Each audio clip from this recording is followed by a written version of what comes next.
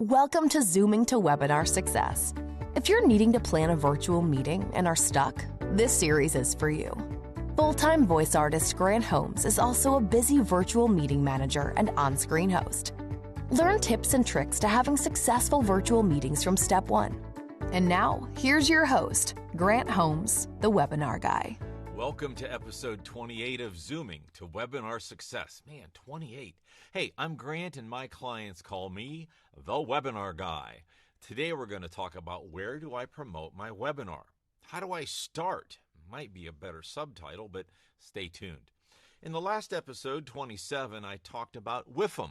And if you don't know what WIFM is or why it's important, you may, if you missed it, go back to thewebinarguy.com and look for episode 27. Today, we'll discuss some of the many ways you can market your webinar, virtual learning or virtual training event, your virtual summit, and so on and so on and so forth. Will this be an exhaustive list? No, it won't. In fact, I'm going to switch it up a little bit at the end. But I want the thinking or strategy behind this to be what is learned. Not necessarily use this tactic to do that, use this platform, and so on. In our current world, being followed, not that kind of followed, being followed or liked is the thing, social media-wise at least. I think the most important thing to know is the makeup of your current following. How many people are in your influence circle? 10? 10,000? Not only is there a huge difference in those numbers, but there's also a huge difference in the way you market and approach that difference. I've touched on the subject in several past episodes, by the way. Take a gander at episodes 8, 9, and 11. Obviously, they're available over at Webinar Guy, thewebinarguy.com. I don't even know my own web address. Episode 7 was even more specific, where filling the seats was the title.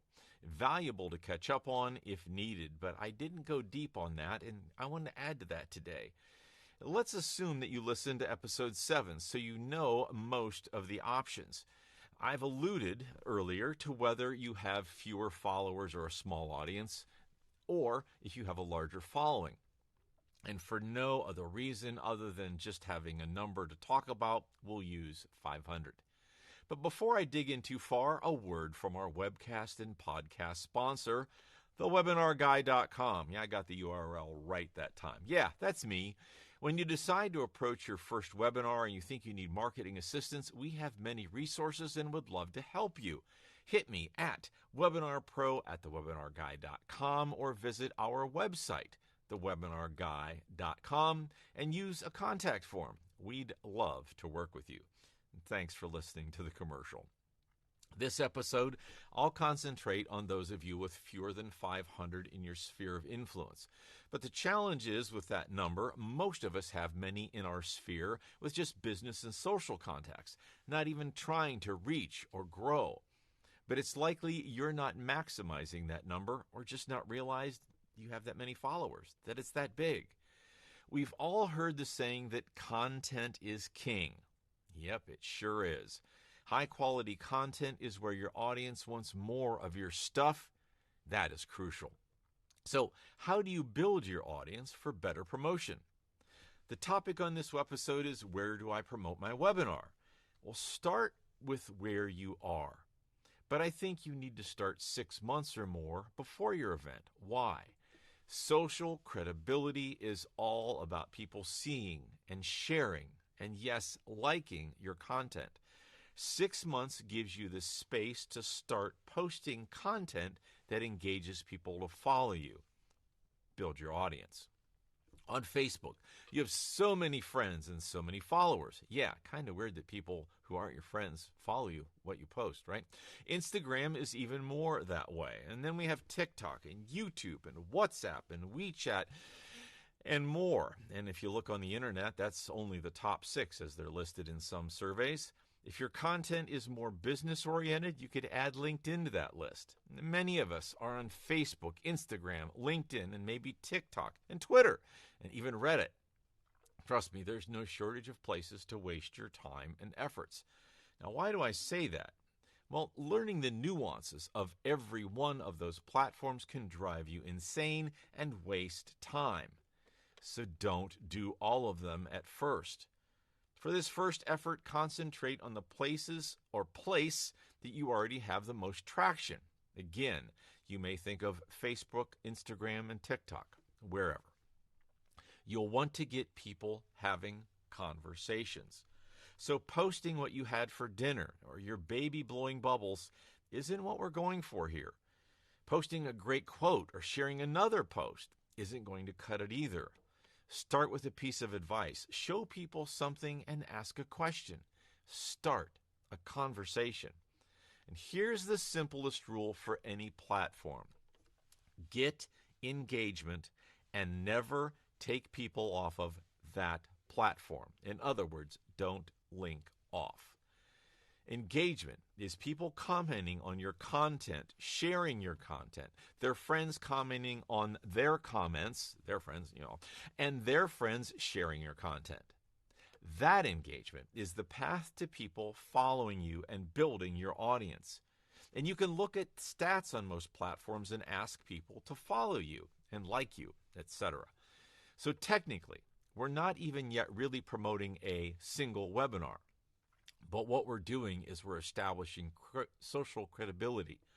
And once you're known for X and people start asking you for advice or you're seen as the subject expert, that's what we want.